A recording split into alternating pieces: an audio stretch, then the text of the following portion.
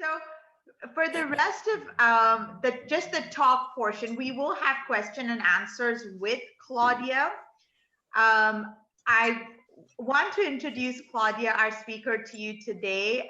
Claudia is the chair of art and design at Brunel University, and I have had the distinct pleasure of working with Claudia for the last few months.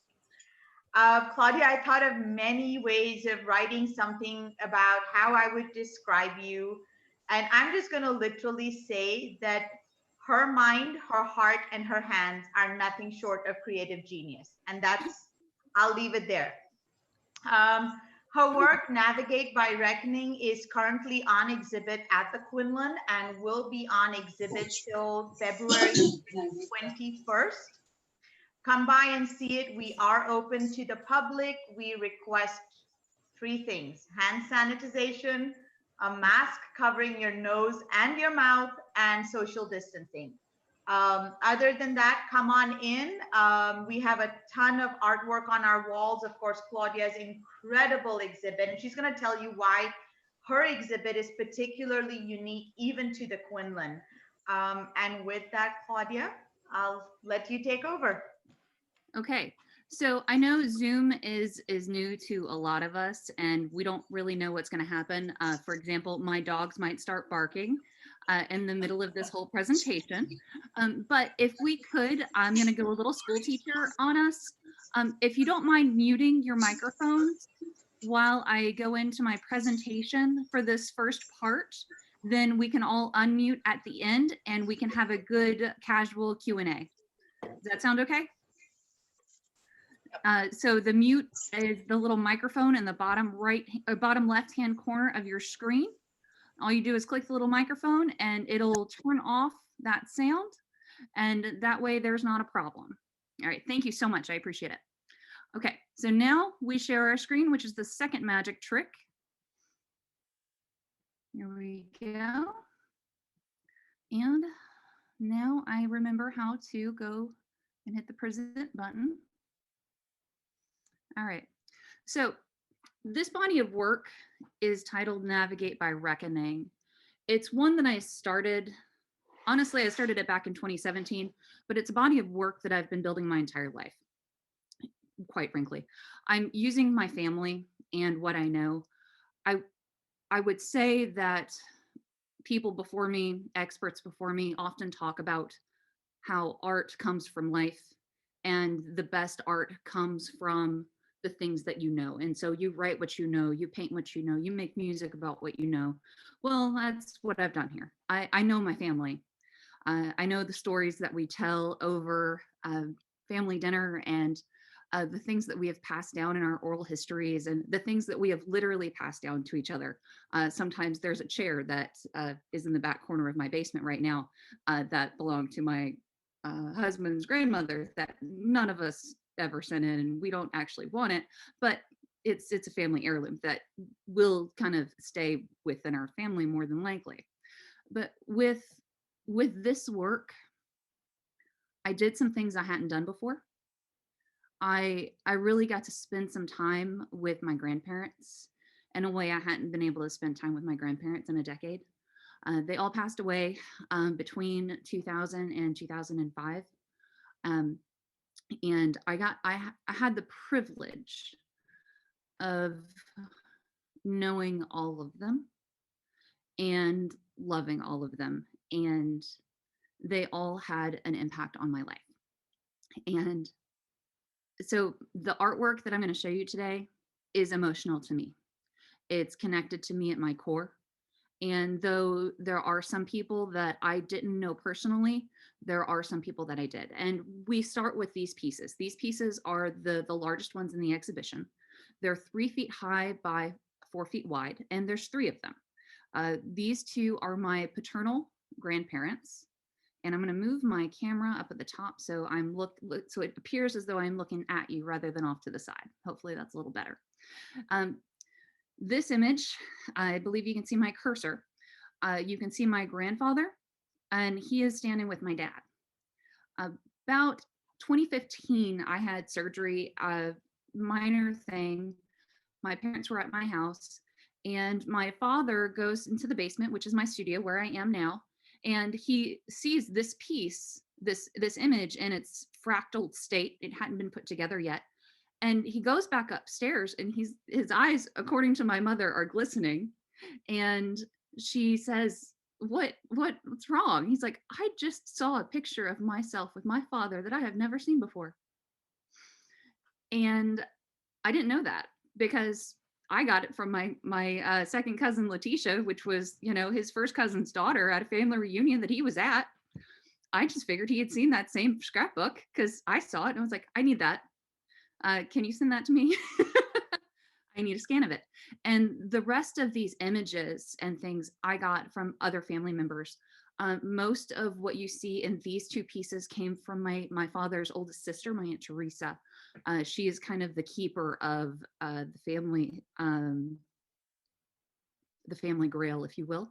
And I asked her to basically bring everything one weekend, and I brought my scanner. And so I have high quality scans of everything. I've got high quality scans of the letters that my grandmother's brother, Elton, wrote her from Germany in World War II.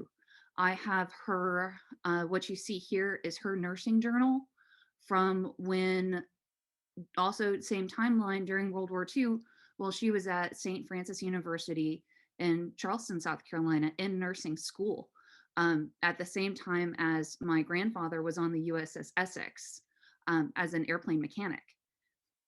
So what you see in these pictures of my grandparents are kind of life stories.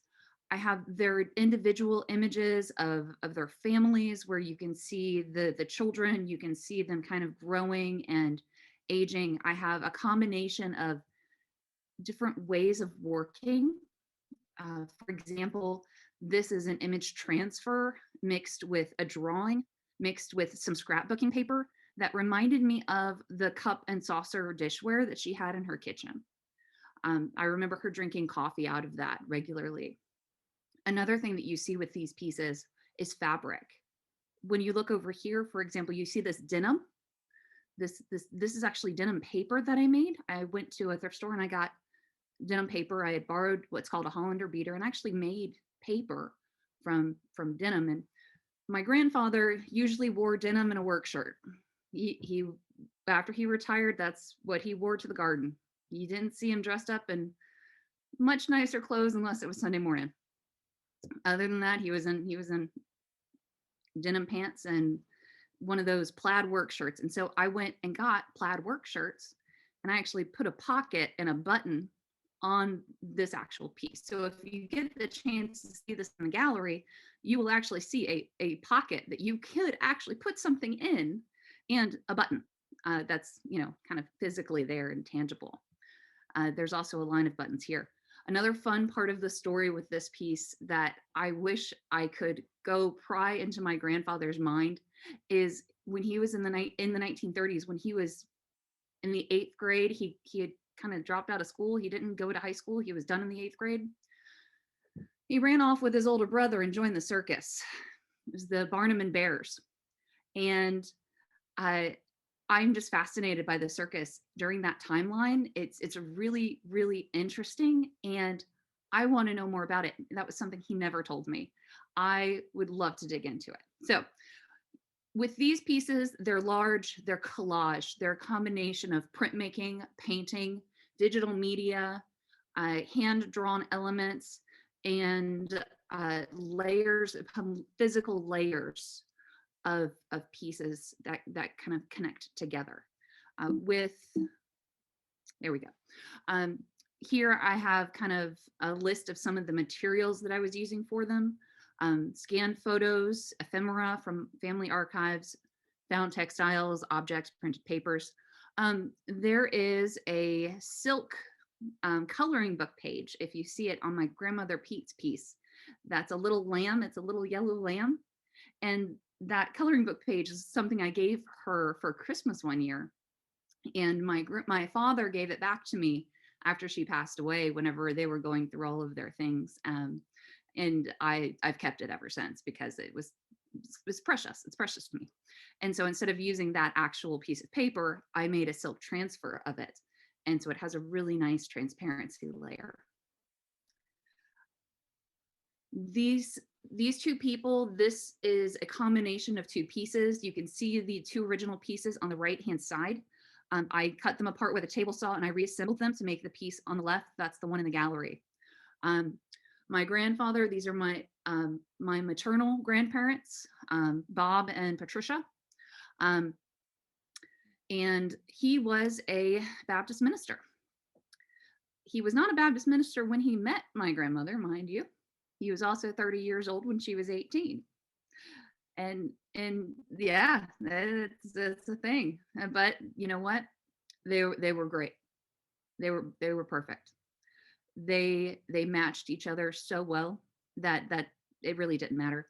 Granted, I'm pretty sure that my great uncle Roland had at least once pulled a shotgun on my grandfather before he proposed. But what Southern father doesn't want to protect his charge? So that's.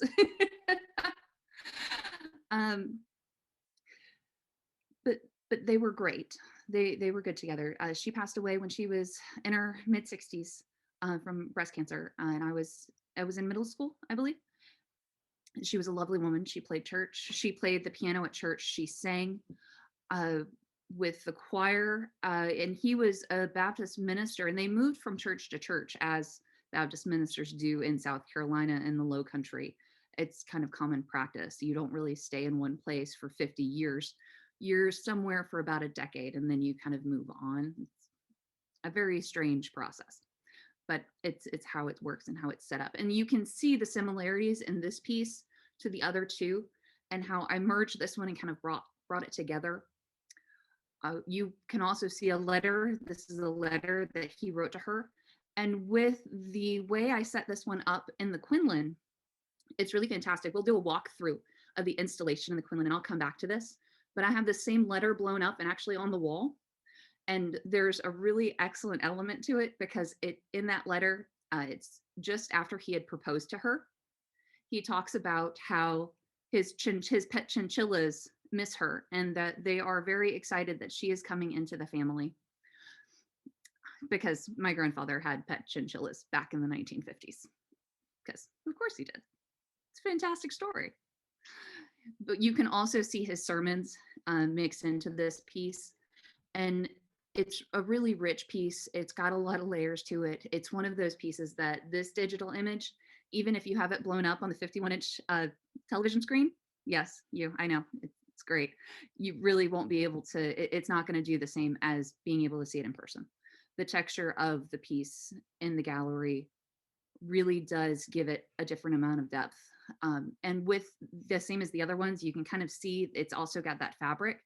The fabric in this one is a little bit closer to me, because my grandfather was my suite mate in high school. He moved in with us whenever I was 16, I guess, and he lived across the hall from me. We shared a bathroom, so he was my suite mate, and we were very close. We're very close at that time. And he passed away whenever I was in college, maybe my sophomore year. So I got to know him very well, especially in the latter part of his life. So, okay, now, so this entire body of work is me exploiting my family and making art out of it, because I needed to make art, and they're what I know. This piece right here is Granny Ethel. I did not know Granny Ethel, but that's the name that my father and my Aunt Teresa use. And you're actually going to hear their voices in a minute talking about her. And that's part of this body of work. That's part of what makes it special, and part of what makes it exciting is I was trying something different. I was trying to tap into another resource that I had, which was literally my family's voices.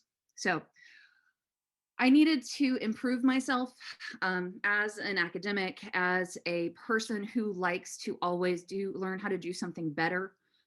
I needed to go learn a new art making technique. So I went to St. Louis, and I learned from a printmaker who studied ancient forms of printmaking from the 1500s. And I learned his technique and his process, and I came back to my studio, and this is what I did. This was the first thing I did out of it, which if you know anything about blackline woodblock printmaking, you know that this was absolutely insane to be the first thing that I did whenever I came back after learning the process. I made 5 figures, 5 human people, all with line work.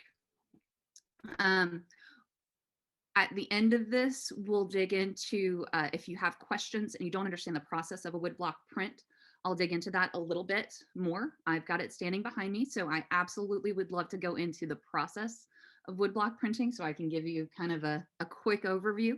But essentially, you draw on the surface of the block, and then everything that's not a black line gets carved away.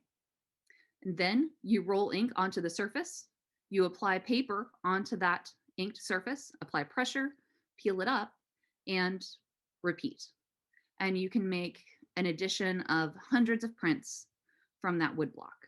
It's a form of printing that's been around literally since the 1500s. Everyone's heard of Johannes Gutenberg, Gutenberg Bible. That was woodblock printmaking in its early form. So what I've been doing here is a modern contemporary technique based on an old-fashioned process. So what's really cool about this piece, so this is my great-grandmother, and this is my grandma right here. She is the young woman on the side, and she's about, I think she looks to be about 14, 15. And I'm pretty sure that she made her dress, because if we look at the timeline and the time period, a teenage girl in this era, and I know that my grandmother made her own clothes whenever she was a young woman. And I know that her mother taught everyone else how to sew and how to make clothes. So I can only assume that my grandmother made this dress. And it's really kind of fascinating. I've also learned a lot about flour sack dresses. And from what I've learned about flour sack dresses, I think that my grandmother, or my great-grandmother here, is actually wearing flour sack dress because of the pattern printed on that cotton. It's a very light cotton dress. I think that's what she's wearing. Now, the original photograph does not have the house in the background, but because of the tree line that's in the original photo, I kind of put 2 and 2 together that that's where they were. And so I included the house in my photoshopped kind of rendition of it. And so I translated it from this into here. And I don't know this person.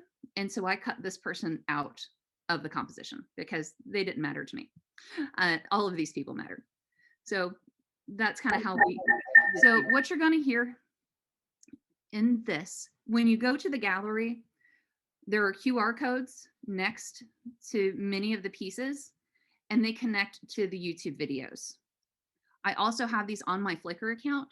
And what I did is I took my family's voices and I took the art, I took videos, I took images, and I kind of strung them all together so that you could stand in the gallery and that you could learn a little bit more about the people and hear their voices, or hear the voices of people who knew them.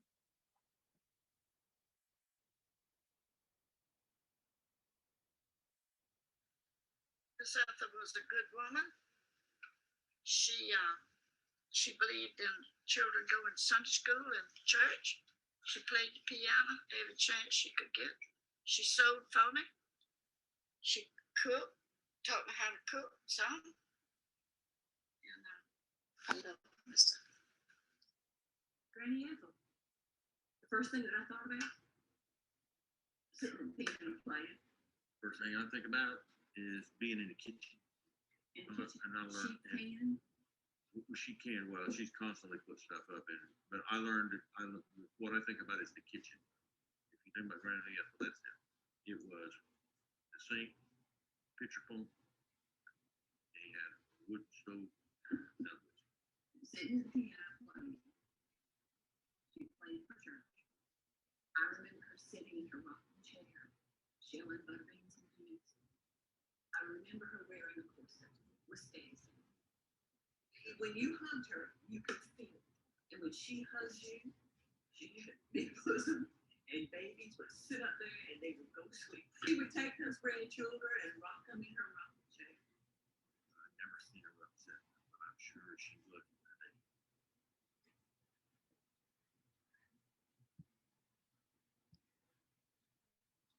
All right, so that end part, the I'll be seeing you, love mom, was actually in a letter that she wrote to my grandmother, which I find just precious. I think it's wonderful.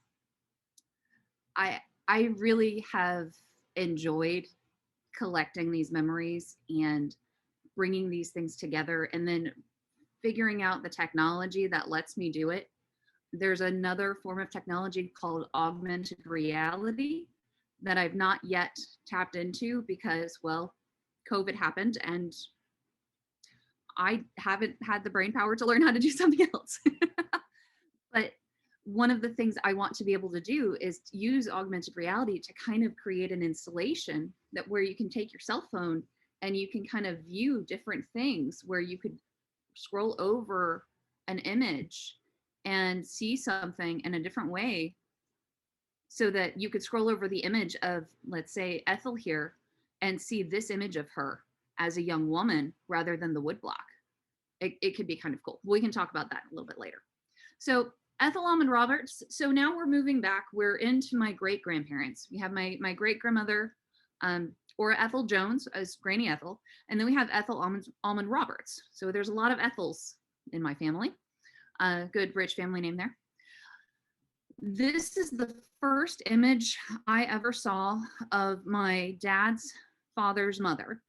And I didn't see it until about 2015 when I was interviewing my great uncle Wendell for this purpose, to get his voice on record, which I got and love it because he's in his 90s and he's a whippersnapper. He's adorable. It's fantastic. And he had a picture of his mom, and this is the first time I had seen it. And I was really excited. And of course, my father says that I look like her. So she became my Instagram picture, because why not? Now, I could not, for the life of me, make out the details in the fabric that she is wearing. But Burnell University has a really great historic garment collection. So I tapped into that resource, and I used that to collect two different garments. So you can see I used a bodice here and then a shawl here to represent the bodice and shawl that you can see in the picture for the woodblock print. And behind this image here, you can kind of see the drawing and how it developed. This is actually on top of my sketchbook. My sketchbooks are wildly full of crazy thick things. And I keep all kinds of printmaking things in there. And so you can actually fold out a full print of her from my sketchbook and see all the little different iterations that it went through, because I kept track of it all inside the sketchbook, because where else is it going to live? I can't keep everything, but I can keep everything in a book. And then that book can become like a personal story that you're following. And it's fantastic. Now, another thing you need to know is I've explained printmaking very quickly. You may or may not have understood it. That's fine. We'll get to it if you need me to. But I've done more than that here. And I get asked a lot the question, well, what is it? Well, it's a print, but it is more than that.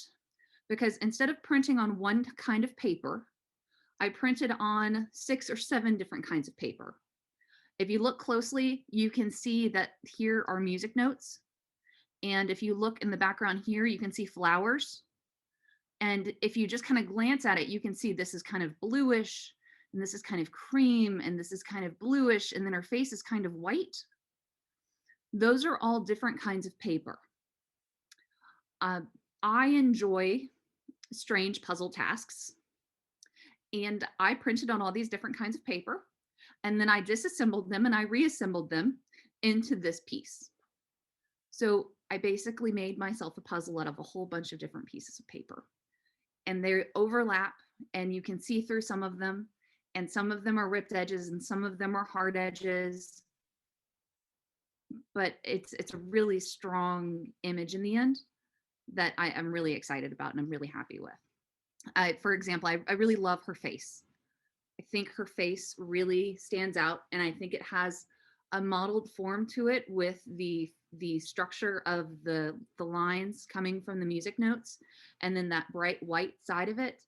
even though it's a very flat image, I think it still works and it still helps to provide depth, even though it's very flat and very weirdly colored. Sorry, I get excited about these things. Okay. This is Fred Wilson Smith. Fred is my grandmother Pete's father. He died in his late 60s. He was in World War I.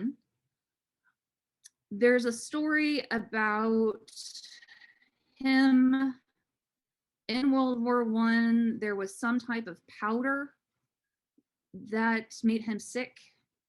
I don't know the full extent of it, but there was something he was exposed to in World War I that followed him. He was also a chronic cigarette smoker, and lung cancer in the end got the better of him. He rarely wore a tie. And so when I showed this picture to my Aunt Hazel, she was like, I never saw that man wear a tie. Are you sure that's him? I don't believe it. And I had to literally show her the picture of him in front of the car before she believed what I was saying. But Hazel is this figure right here. And her husband was my grandmother's brother, Jep. And Jep, this car belonged to Jep. Jep, I don't remember where he was in the progression of the 11 children, but my grandmother is right here. My grandmother Pete, standing right behind her father. Granny Ethel is right here, and my grandfather is right here. My dad and my Aunt Teresa. So they also made it into this photograph. And this image, instead of putting everyone in this photo, as you can see, I cut it down to just Fred. I just let him have the car. Simplified it, made it a more of a landscape, made it about, you know, the long road and the cornfield and just kind of farm life, because that's where he spent his life. He spent his life as a farmer on that land. And he didn't, once he got there, he didn't go very far. He drove from Jasper County to Charleston, and that was the extent of it.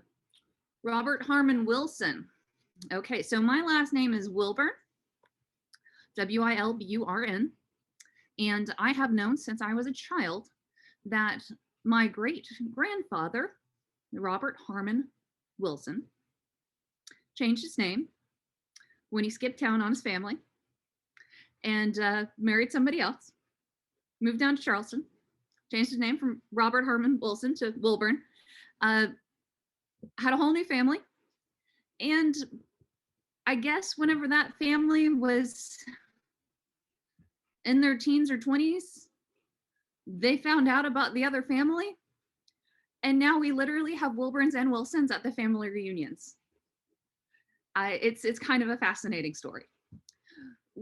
Whenever you listen to the audio clip for this one, Wendell is my great uncle. It's my father's great uncle. So he's my great uncle. No, he's my father's uncle. Sorry, I got confused. Anyways, this photograph, this is the iconic family photograph of the brothers on the mules. And my grandfather, we're pretty sure, is the one in the middle whose face is cut off by the ear. And what's really funny is whenever I cleaned this up for the print that I made, he's the one I cut out. But that's okay, because this print is not about my grandfather. This print is about my great-grandfather. And the mules that he has here, this was his logging team. And my favorite part of the audio clip that goes with this one is the first thing that Wendell says, and it's really hard to hear it because he's got such that old gravelly voice. And he says, my daddy was a logger. You know what a logger is? You know what a timber cart is? That's what them mules were used for. They were to pull timber carts. And it's fantastic because you get to hear his voice and you can really kind of imagine what his father probably sounded like in his old age, because he probably sounded a lot like Wendell does. And it was kind of fascinating because that was the first time I learned what my great-grandfather did for a living. I didn't know he was a logger. That was news to me. That was something that I learned that day, even though I had known about this picture all my life. Okay, jumping back and forth, great grandparents, back to my maternal side of the family. Here we have Maggie and Duke. And then over on this side, we have Duke in his old age. Maggie died when she was about 40. Duke lived until he was about 70. When Maggie died, she had my grandmother. My grandmother, my mom's mom, was the youngest of hers. And I always get this wrong. She was somewhere between 4 months and 4 years old. I'm sure my aunt's going to correct me tomorrow or Friday whenever I see her. But somewhere between 4 months and 4 years. I don't remember. But her oldest sister, Queen Esther, and her husband Roland adopted the youngest four and raised the youngest four, including my grandmother, as their own, because Duke wasn't able to do that. He was a little too drunk all the time to be able to raise 4 girls. He just couldn't manage it. And so Esther and Roland took the girls and they raised them as their own. And Roland was a church singer.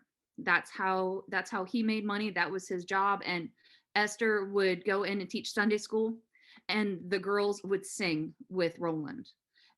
You'll notice that whenever I was in the gallery and I changed the installation a little bit, one of the things I drew on there was an old-timey microphone.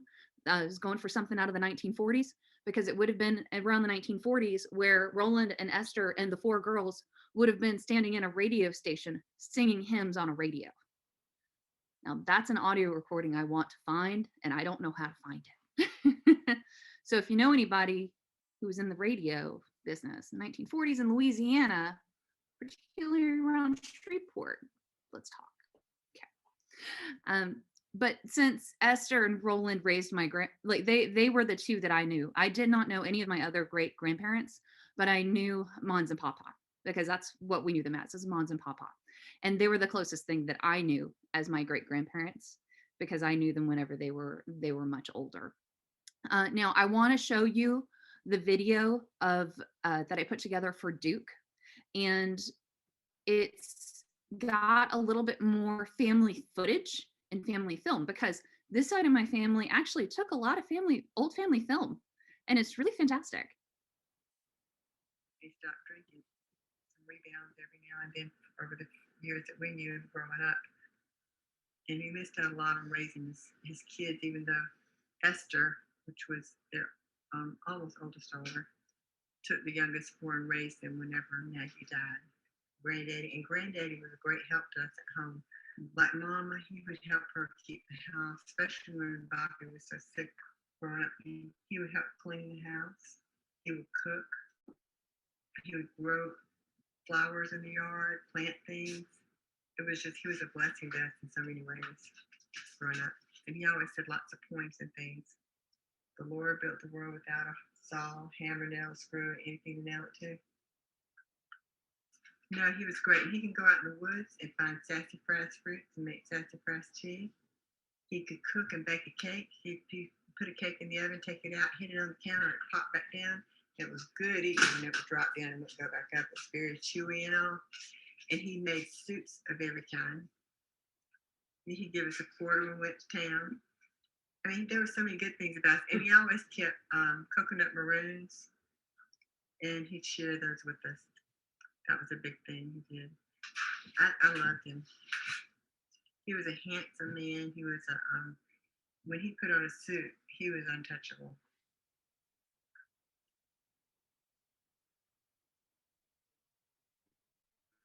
He stopped drinking, and he still. As you can see, making use of those old family footage is something I absolutely have to use. And I still have more of it that I haven't tapped into.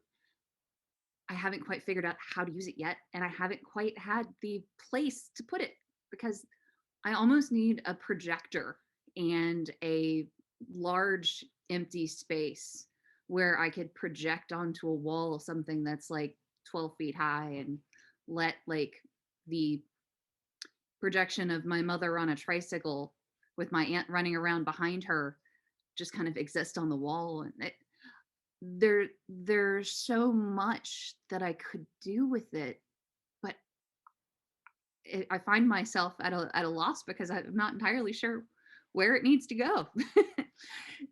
So we move on. More great grandparents. Here we have my mother as a child instead of my father. She is eating a biscuit sitting on the sofa, and in the gallery you can actually see the source image for this.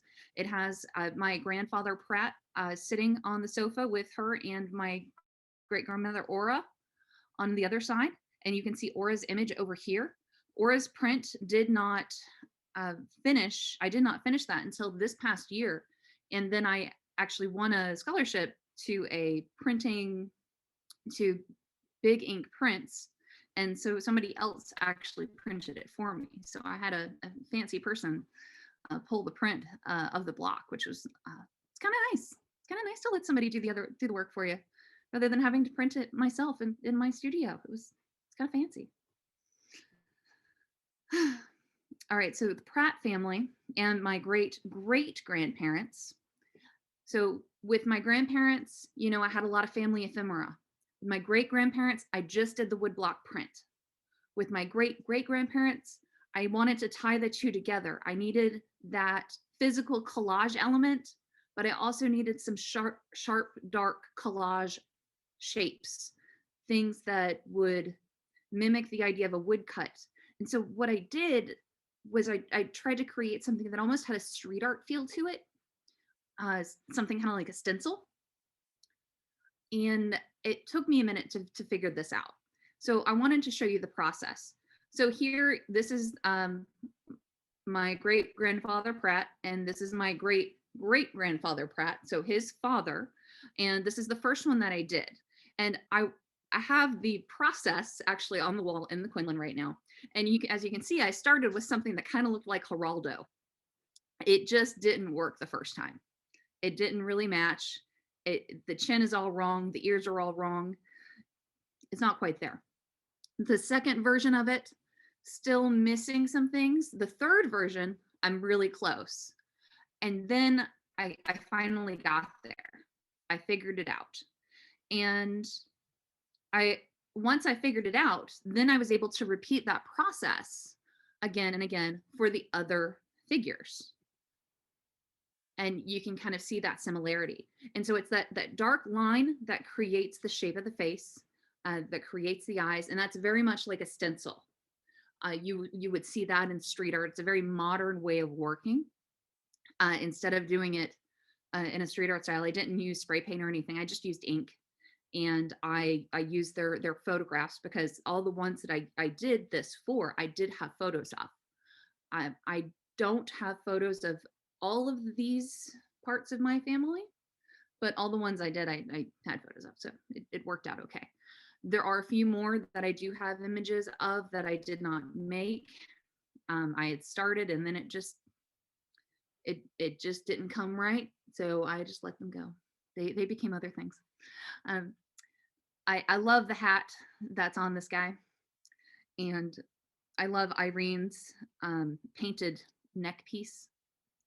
And you can kind of see how they don't look like the people anymore. At this stage, they have no connection to time period. They have no connection to the person. Like if you look at his source image, it doesn't look the same.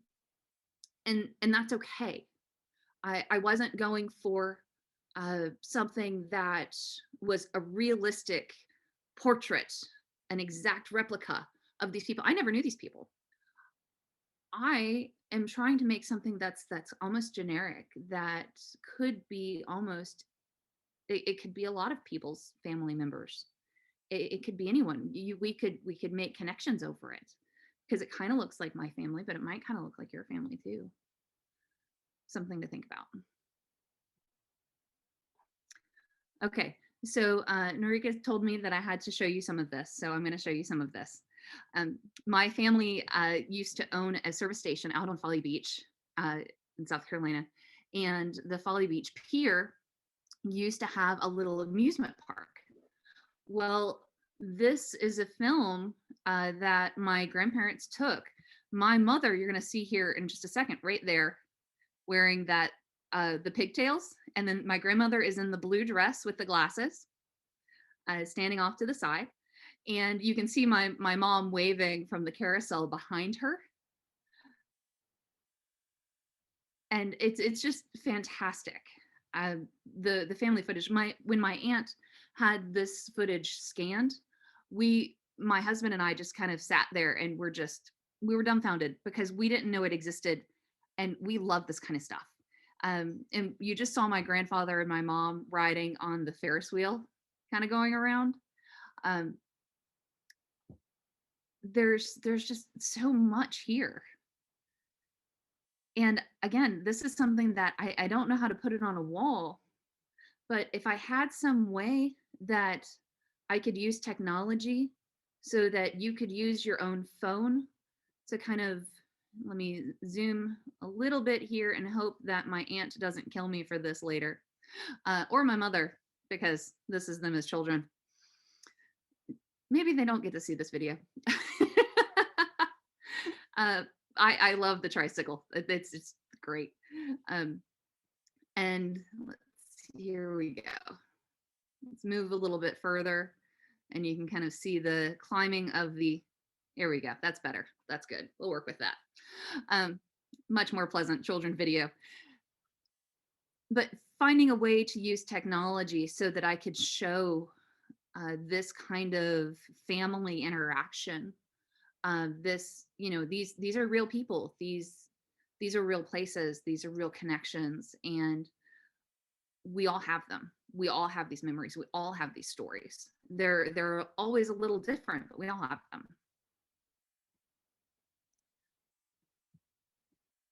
Okay, now that is the end of the PowerPoint. So one more thing, and then we will jump into our Q&A. I want to walk you through the installation portion of this. Okay, I'm going to stop share, and then I'm going to reshare. And let's view full screen. Okay. All right, now there isn't really a sound here. It's just kind of a dull voices happening in the background. So we can kind of ignore those. And what we're going to look at, what you see here is, I'm just going to kind of talk through this as we're looking at it. We start with my paternal great-grandfather, Robert Herman Wilburn. He was a logger, so what we have next to him are logging tools. He lived part of his life in North Carolina, so we've got the North Carolina map connected under him. And just because I have Marion Cope on that same side with him, because of the connection with the woodcut of the canning supplies. Here, let me back up a little bit. Okay. See how the canning supplies right here kind of match the woodcuts? I wanted these connected to her because this is part of her family, is where my grandmother grew up, because this is my grandmother's grandmother, one of them. And so this is where she would have learned part of that. And you can kind of see right here next to it, next to her picture, another old family photograph that shows Mary Jane and Rufus Smith. And I believe Fred is this kid right here in the back. He's as a young boy, and Fred's the one in the car that we'll get to in a little bit, but I believe he's in this photo as well. But this is not the piece that I would make if I was trying to make a replica of her, but it's the piece I made to go with this body of work. It's where I ended up. Okay, so we're going to play a little bit more. You'll notice at the top, you can see all of the string. I used different colors of string, and I tied the string so that you could tell that, okay, these two people are married and this is their child. And that way, when you're standing in the installation at the Quinlan, you can actually follow the threads and make those connections. And I made sure a couple other people other than myself was able to do it. So I am pretty sure it's clear. Here you can see the image we saw earlier of the Pratt family. And then here's the source image I was talking about. And then, well, Nairika said I could draw on the walls. So I did. And I'm really excited about that because I got to put more of the stories that I couldn't fit everywhere else. And I still have more. There's so much more that I could have jumped into and so much more that I could have expounded on and kind of dug into. And what I was trying to do is really bring one of my sketchbooks onto the wall of the Quinlan. I think I was mostly successful. I think I learned a lot too. And so if I get the chance to do this again, I know what to do a little bit differently. I know how to plan for it because I did not plan for it this time. It was more of a, oh, you'd actually let me do that. Okay, I'm game. I'm in. We're gonna jump there in January. And so I made it work and I made it happen. But now I know where I would go from here. I learned a lot in the process, and it was kind of fascinating and exhausting, and I wouldn't change a thing. So it was a lot of fun. One of the things that we do as printmakers, since, and I can talk about this here, is with printmaking, you make a lot of multiples. You have that wood block and then you print it and you print it again and you print it again and you print it again and you have an addition. Well, what do you do with the extra 5 prints? Or what do you do with all of those extra things from your great-grandparents that you have lying in the drawer in your basement? Well, you turn it into a very long strip of paper that hangs in a gallery, and it goes up underneath the piece as an accent piece of wallpaper. I thought it worked out quite well. The things that I wrote on the wall by this piece were talking about what I mentioned to you with the using Brunel's historic clothing collection. Now, this is a good story, and this is a story I haven't told in this show yet. I believe it's written here on the wall. So literally the writing is on the wall. But we'll wait until I get to, like, yeah, there's the pig right there. Okay, it's a good story. My grandfather, my mom's dad, the one who raised chinchillas in the 50s, when he was a kid, he had a pet baby pig named Winnie, and it lived in a box next to his bed. And the box survived the Great Depression. The box survived 50 some odd years. The box is painted a seafoam green, and I believe my sister still has it. It is in San Diego, California, and we'll be moving back to South Carolina within the month.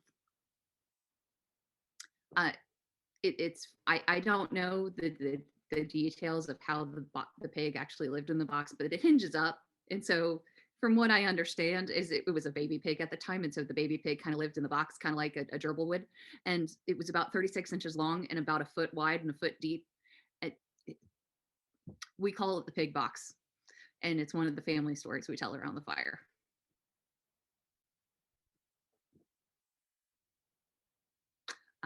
The house that you see here, this house, this lovely, lovely house, this beautiful, beautiful Georgian mansion. Article next to it, headline, Old Smoke Home Makes Way for Progress. There's an Exxon station there. Sad times.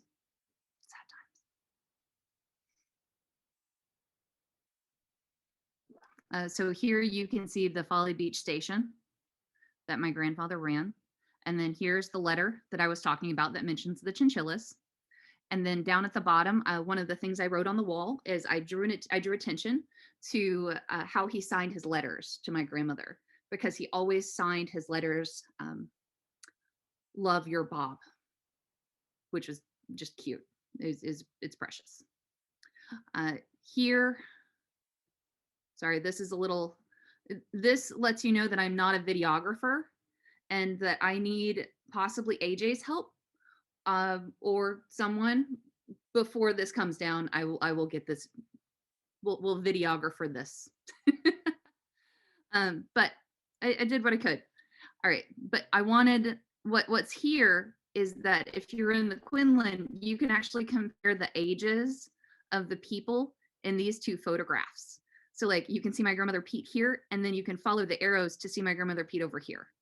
And you can see my Aunt Jeannie here, and then you can go see my Aunt Jeannie here, and then I wrote a story about my Aunt Jeannie here. So it's just kind of fun. You can go look. I've got my Uncle Dad, because I have an Uncle Dad, as a boy right here, and then you can see him as a teenager standing behind my Aunt Jeannie. And so it's kind of fun. We'll skip to that. My grandmother made every birthday cake I ever had until I was 18. And she didn't make my 18th birthday cake because she had passed away that year before, and I was in college. Because I turned 18 when I was a freshman in college. It was one of those weird September babies that got through under the curve. This is Rufus. We didn't see Rufus earlier, but I believe Rufus is Nairika's favorite in the exhibition as far as the mustache goes, because the mustache and the wood grain just kind of make a nice little collaboration there. Here you can see the image of the hand-drawn little sketched microphone that I talked about earlier, reminiscent of that 1940s radio video kind of hour. Here you can see Maggie's family. Right here is the Mixon family portrait. Also one that I did not know existed until I found it at my Aunt Roland's house in a box with a number of other things found in boxes at my Aunt Roland's house. There's a lot of those. I've pulled a lot out of that. And then we can see ending there with Duke on the screen porch with the print of the screen porch. And then that's the end of it. All right, so that is my presentation. You may now unmute your microphones and we can have a discussion. Thanks, Claudia. So I actually have some questions that I prepared, but you guys have heard a little from me earlier. So does anyone have a question?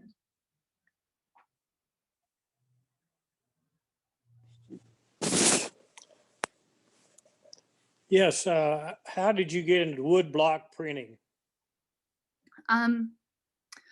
I enjoy things that are long and monotonous and require tedious effort and take forever and take a lot of skill. How did you learn about it? Well, I learned about it. The initial time I learned about it was when I was in undergraduate school. I did undergrad at Clemson for drawing, and when you do undergrad for studio art, you get a basis of all of the different types of media. So I learned from Sid Cross at Clemson, the basics of woodblock printing. And then when I was in graduate school, I dug into it a little bit more. And then while I was just a working artist, I dabbled. And while dabbling, I decided I needed to learn more. And that's when I went to learn with Tom Huck in St. Louis, Missouri in 2015. Okay. Other questions? I'll ask you a couple that I had.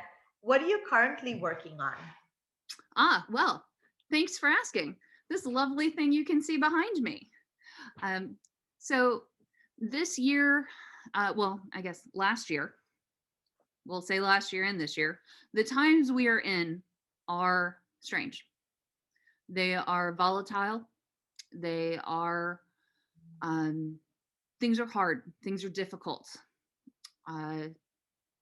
We're dealing with a virus. We're dealing with death. We're dealing with insecurity. We're dealing with people who, we're dealing with injustices, and we're seeing things that cycle back again and again. And so I'm kind of cycling back myself and looking back at some old school artists. There's actually a printmaker named Albert Durr from the 1500s who actually, it's not Albrecht Dürer, it's Holbein, it's Hans Holbein, who did a series of prints called The Dance of Death. He did 12 pieces that were about yay big. So they were about 2 inches by 3 inches. They're very tiny.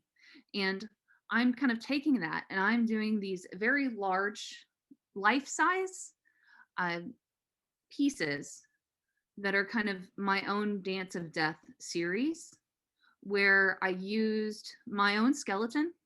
I used x-rays that I have of my rib cage, x-rays I had of my pelvis, books that I got for anatomy, measured my own legs to figure out how long my femur is. And I made a skeleton that's actually my life-size skeleton. And I've got it, it's a print and it's in different pieces. And so I actually have my profile, left, right, front, back, and my skull, left, right, front, back, side to side, of my skeleton, so that I can create a large series of the Dance of Death using myself as the skeleton for death. So I then, for the first piece, figured I would use myself as my own subject. And so I have myself on a bicycle built for Sue, riding a bicycle with death. And what's even more interesting is I used an old National Geographic. Sorry, if this causes anybody any vertigo, I'll try to move it slow. Is I used a map for this.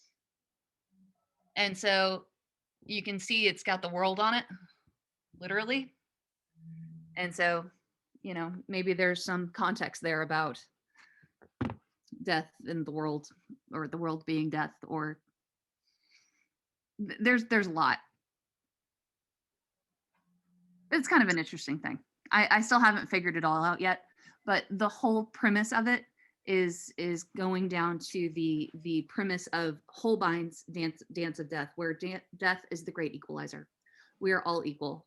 We come into this world and we all die, and we are all equal in that process. There is nothing different about us. We are all the same. And that's the end game. That's the goal, and that's what's really important about it. So it's a wildly different thing. Yes, Dance of Death. No, that's and so you might want to touch really quickly on why science is such a part of a lot of the art you do, whether it's with the chemicals you use or stuff. Because what was your first major choice before you switched to art? Yeah, so one of the questions Nairika asked me the other day is, how did I get into art? Well, I didn't start out here. I guess I did. I don't know. I always knew art was going to be a part of my life, but I hadn't committed to it whenever I went to college. I actually was accepted to Clemson for chemical engineering. And so that's where I started. I started an engineering program. And within that first semester, I didn't have an art class. And when it's in your bones, when it's in your blood, and you are a creative person and you have to make art. I had drawn everything in my dorm room, including a portrait of my roommate, all in my first semester, and I did not have an art class. And so that was when I had to reach out and just call my parents and say, hey, you know, Mom, Dad, I'm going to be an art major. And you know what? They weren't surprised. They kind of knew it was coming. And the only caveat to it was, yeah, no, I'm not going to go into art education. I'm going to be an art major, and then we'll have to talk about graduate school, because that's, once I decided that's what I was going to do, then I was going to be a college professor. I was going to teach art. That was the line. And fortunately, I'm one of those people who, that's what happened. That's what I was able to do. I got to do what I wanted, and I'm still doing it. And I know I'm doing what I'm supposed to be doing. And how many people actually get to do that? So it's kind of exciting. Nairika, can I ask a question? Of course. And we're lucky at Brunel that we have you doing it at Brunel, and I hope forever. My question is about, I'd love to hear about the conversations you have with your family before, or maybe not before, maybe after you decide to feature one of your relatives in your art. How does that go down? You know, they actually really kind of love it. As far as I can tell, is they're fascinated by it. Most of them don't understand the like the ones I've done of my great grandparents. I don't think they quite get those, especially the older generation. You don't know them because you don't know them. Or No, did you? No, okay. no. I think the family members, like my great aunt Hazel, thought that she didn't really get the piece that I did of Fred Wilson Smith. You know, it doesn't really look like him that much. You know, that's kind of what that's kind of what I got. But if I'm talking to my father or my mother or my aunts or my siblings or my cousins, they are fascinated and they are excited, and they, from what I can tell, they really kind of love it. And for them, it's just like a dopamine boost because it's nostalgia on the wall. So it's quite a gift to your family, and I guess I was just hoping that they saw it that way too. Most of them do. Yeah. It kind of depends on the generation. The ones that are a little bit older have a little bit more trouble with some of those details, but everyone else, that, to my knowledge, everyone else loves it. Every other piece of feedback I've gotten has been solid. I haven't had anyone else tell me otherwise. It's wonderful. Thank you so much. And I agree with whoever said you are a genealogist. So it's been a lot of fun, actually. It's something my husband told me is like the past is like another world. And, you know, it is. I've learned so much about my family history, and I did use Ancestry for some of it. And so the really old stuff, the really ancient stuff, I've gotten from Ancestry. But the stuff that I have, that's all like everything that's on the wall in there, that's from like my great grandparents, that's all written history that I have on pieces of paper that my grandparents kept. That's wonderful. Yeah. Thank you, Claudia, so much. I have a question. Okay. If your daughter, granddaughter, whoever in the future wants to do a wood block of you, what are the three pieces of your belongings, just three, that are quintessentially you, that will give the future an idea of who you are? What would those three mixed media, what would those pieces be in your wood block? Would it be material? Would it be another possession? Would it be, how do we get to know Claudia Wilburn 50 years from now? That is a wonderful question. Bravo. I didn't see that one coming. I'm impressed. That's good. That's good. All right. So there'd have to be something science anatomy. Okay. That's environment, earth, bone, something that connects to the world, something that connects to like, you know, my skeleton, or that idea of the fascination I've always had with science. Even though I didn't go into a science field, it's always still been a part of my life. So I would say that there would have to be some type of connection with that.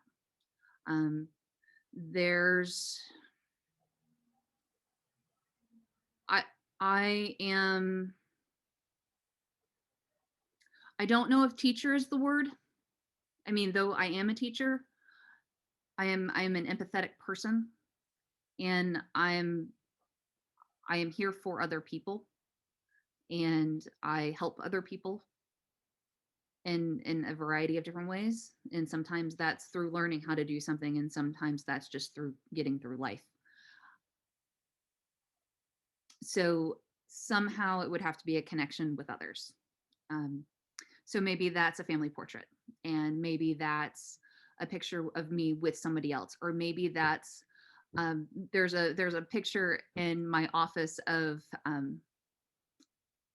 there's the Midtown structure in Atlanta that you can kind of climb on the letters. If you've ever been to downtown Atlanta in the Midtown section, you can climb on the letters. I've got one of my students sitting in the middle of the O, and I'm on the outside of the O, and I'm literally trying to push her over. That would actually be a pretty good one, because that says a lot. And third, I'm sorry, I'm looking at my dog over here asleep on the sofa.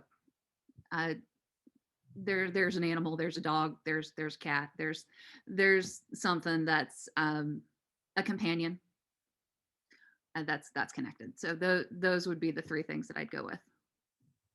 So Anne and I are not at all disappointed that Quinlan or Brunel did not showcase into that at all. I'm just kidding. I'm totally kidding. Okay. I have two more questions. One is very easy. If money were not of any concern, what's the one piece of art you would like to possess? School of Athens. I'll take the whole wall, possibly the whole room. I don't think it'll fit in my house, but I could build easily a nice little dining area so that I could have Raphael's School of Athens from the Vatican.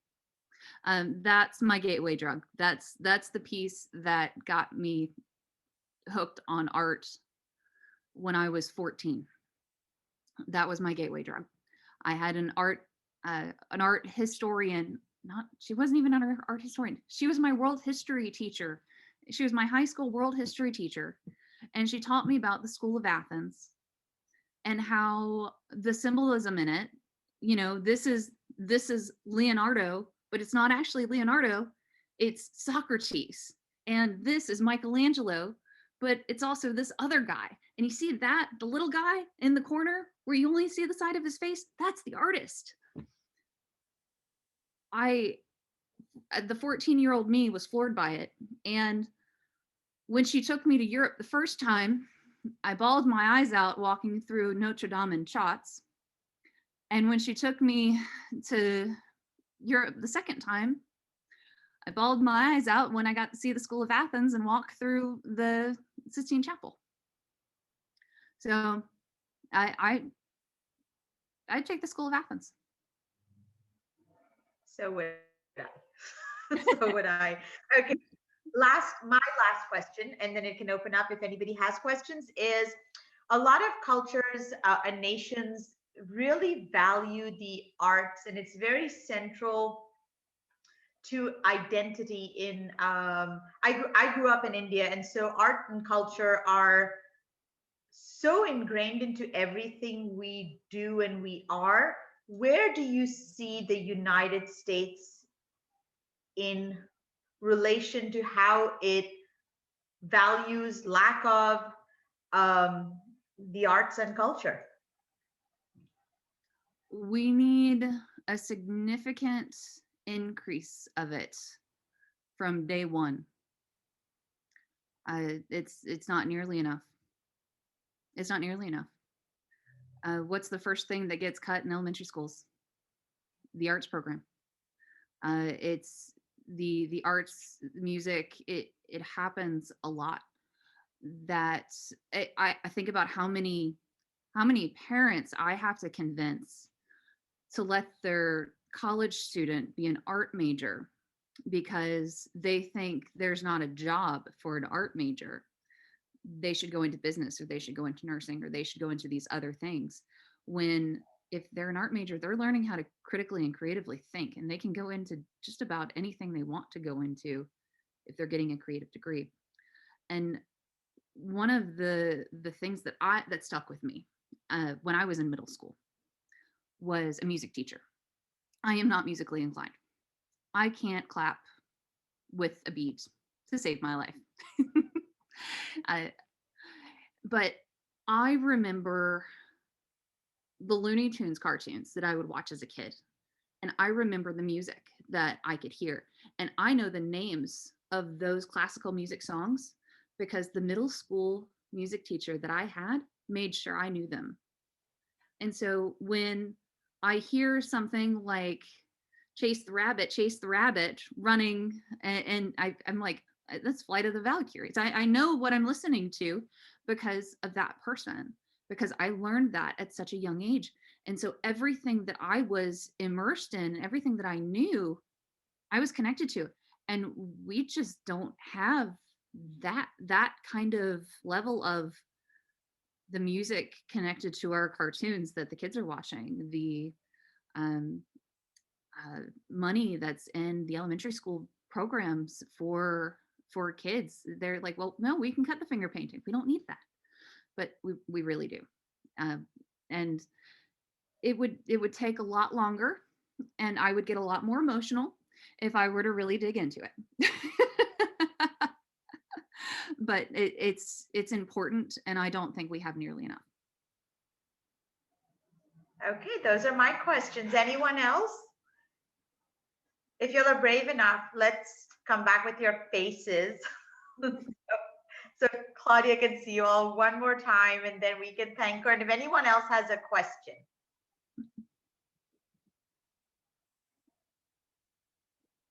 No? I just want to say that I think her artwork is amazing and inspiring, and I loved it, and I loved your talk. It was very, very good. I really enjoyed it. Thank you. Thank you, Joyce.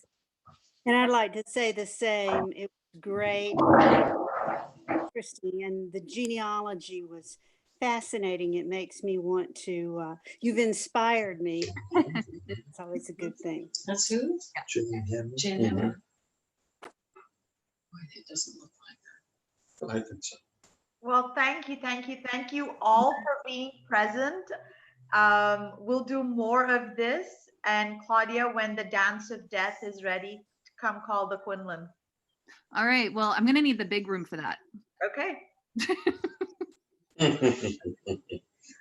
We will make it happen. But thank you all so much, and stay safe, stay healthy. And I'll do a quick Quinlan plug. We are doing gala this year, but it is happening virtually. You will be getting a lot of material from us of how, when, where. We're making it very user-friendly and easy, so don't fear the technological aspect of it. If I can do it, you're going to be able to do it, and I'm going to make sure I can bid. Some of the pieces coming in are stunning, and we will be reaching out to you all to attend and support the Quinlan. And thank you already for everything you all do for the Quinlan. Truly, we cannot be more grateful and ooh, there's an echo. But thank you all. Thank you all. Have a good